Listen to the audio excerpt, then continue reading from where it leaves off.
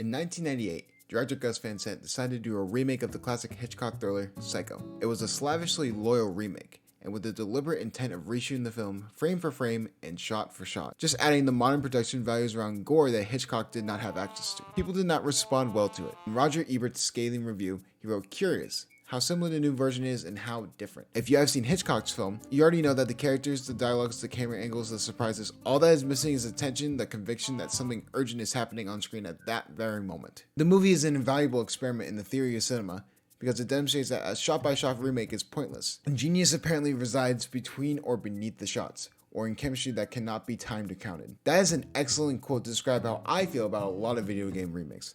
They're often not shot-for-shot remakes. What makes great games special cannot simply be redone by another development team, and worse, the games industry loves ripping out the core mechanics specifically just to replace the original work. In that, the games industry is far worse than most things that come out of Hollywood. So the real question is, why are companies remaking popular video game titles? Hello, I like money. I think we all remember our very first game, first console, where it was, how we felt, and everything in between. The pure excitement you felt playing the game for not a high score, but just to relax, lay back, and have fun.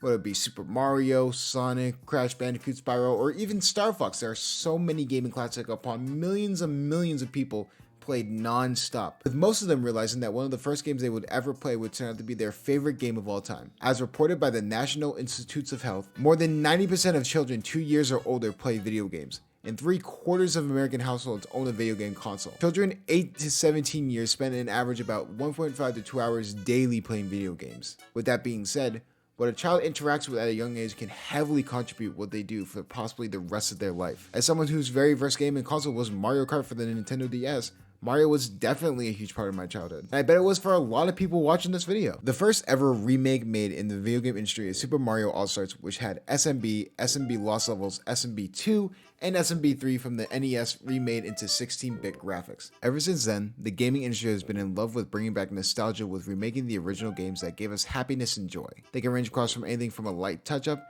maintain the base game but updating the graphics, right through to the visual works like we saw in the Final Fantasy VII Remake. Problem with all these projects is that many of them still manage to be fine and entertaining games, is that they try too much to perfect the game for today's standards. If the video game industry truly had respect for the organic way it was programmed, they wouldn't do that. The problem is that with how most remakes and remasters are treated, the implications that the original work needed fixing, that there was something fundamentally wrong with the original work that needed updating or work for modern audiences. Perhaps the graphics that once impressed now are seen as dated, or the original game was too challenging in some way. Many modern re-releases, which otherwise simply up resolution the art, include new quality of life features such as the ability to speed up the game, which implies that the original way to play the game was too tedious and not worth the hassle. The biggest culprit as of recent memory was Grand Theft Auto Definitive Edition, where to celebrate the 20th anniversary of GTA, they brought back the 3 original titles, and they were all met with immediate backlash. Multiple video game review companies were saying that it was disappointing and surprisingly disrespectful to the 3 classic games and their many legions of fans, as gamers were stuck with an otherwise mediocre experience that was overpriced.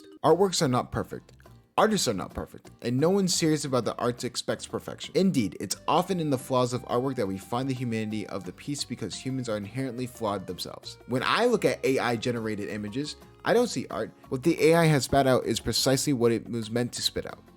Any perceived flaws are merely imitation of the human process. The AI itself might be coded poorly, but whatever an AI generates is always going to be 100% accurate to the intent. When someone grows up on a favorite game or gaming series, the bugs and glitches are a mainstay in the brain, and when you try and polish these out, it removes the nostalgia dopamine from said person, ruining the whole point of remaking the game in the first place. Yes, the graphics are a mainstay and upgrading them does nothing but benefit the experience, but the core values of the games need to be preserved and made sure that the core memories aren't accidentally destroyed by whatever AI engine is used to make these remakes. Video games don't need to be and shouldn't be seen as different here. The original Final Fantasy isn't perfect, but those flaws also speak to its quality as an experience. The astronomically high difficulty in parts of Final Fantasy were meant for players who spent hours walking their characters around to the nearest town, fighting endless waves of randomly encountered enemies to grind up levels and make progress. Is that good game design? Absolutely not by modern standards. Is it part of the conversation of Final Fantasy as an artwork?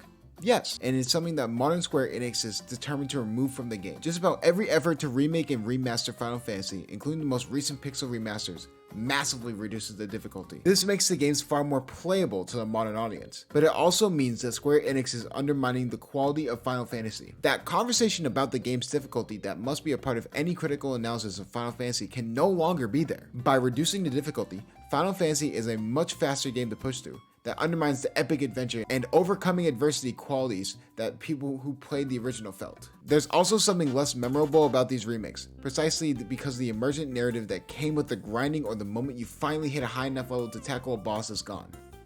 They're a lesser experience for all the other ways that Square Enix has improved them. Another great example is Resident Evil. The original Resident Evil 2 was a formidable horror game in part because it was so clunky to control. Those tank controls that were such a struggle in the original game made every encounter tense and taut. You knew if two enemies came at you from different directions, you would be in trouble. Horror as a genre seeks to disempower the audience, and the tank controls were a manifestation of that. The Resident Evil 2 remake was fixed so that it played much more responsibly and naturally.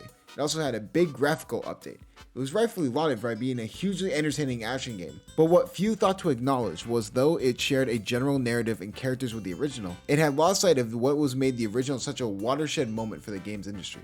Ultimately, this becomes an effort by the industry to purely create for commercial gain. The value of the original Final Fantasy to anyone is tiny. As curious a player might be, Square Enix could only realistically charge cents for an archaic NES game. By eliminating that and producing an updated version, Square Enix benefits from being able to charge a premium, but that's not exactly respecting the art form. As of recent, AAA companies have done nothing but only make the executive decisions just to make a quick buck and do nothing else but pull a blanket over their loyal consumers that they've had for decades. While originally gaming companies wanted to make games that the consumer really loved. Talking about this exact concept is how I had one of my most popular videos, The Downfall of Activision Blizzard, which I will link below. It's not that game companies are greedier, but games are now considered services when in the past they were considered single releases of media. The difference is between a consumable single-use experience and an experience that is designed to milk the end user for as much money as possible. Casinos did it first. Mobile games adopted the casino tactics. Now AAA companies adopted and expanded on the way mobile games applied these policies. In short, the reason game companies seem to be greedier now is because they don't want access to your wallet once. They want to have a steady hand in your wallet, taking out small extra sums of your wallet, and hopefully enough that where your purchase is just a basic package, your $200 purchase for all the loot crates and premium currencies is where the real money is. Pay to unlock a feature faster that was designed specifically with a breakdown in mind with no bearing or appreciation for the game itself. Game companies are greedier. They have now become digital casinos with the goal of milking users every cent that they can get, no matter how it hampers or reduces the game experience. This being said, remakes have one purpose and one purpose only, is to cash in on stuff that they originally made, make a copy and paste product, and sell it as this new take on an old time classic. And I'm gonna be honest, at this point in time, indie companies have easily passed AAA companies when it comes to quality over quantity. You have companies like Braid, the founding forefront of independent gaming, itch.io, a growing company with some of the best games available all on one website, and even Supergiant Games, a massive company that has produced games like Hades and Bastion. Not to mention games like Minecraft, Cuphead, and Stardew Valley are just a few of the many amazing games that originally came from independent companies. At the end of the day, I love remakes and give odes to the original masterpiece that the video game company made. And I really wish that morals and values weighed more than their greed of trying to pry every single dollar from the people who work day in and day out on hard jobs just to want to come home and play their favorite video game. It's so sad seeing the downfall of AAA companies, and purely for the fact that we can see right through them, yet they still do their same tactics that is going to earn them more money in the end. But overall, it's just going to just hurt their company's reputation over and over and over.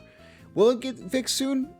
Who knows at this point, but I know that indie companies are taking a big leap this year and all of last year as well. So there's a lot to look forward to with these independent companies, but if you do like the content, make sure you like, subscribe, and hit that bell for future notifications, and I will see you all later.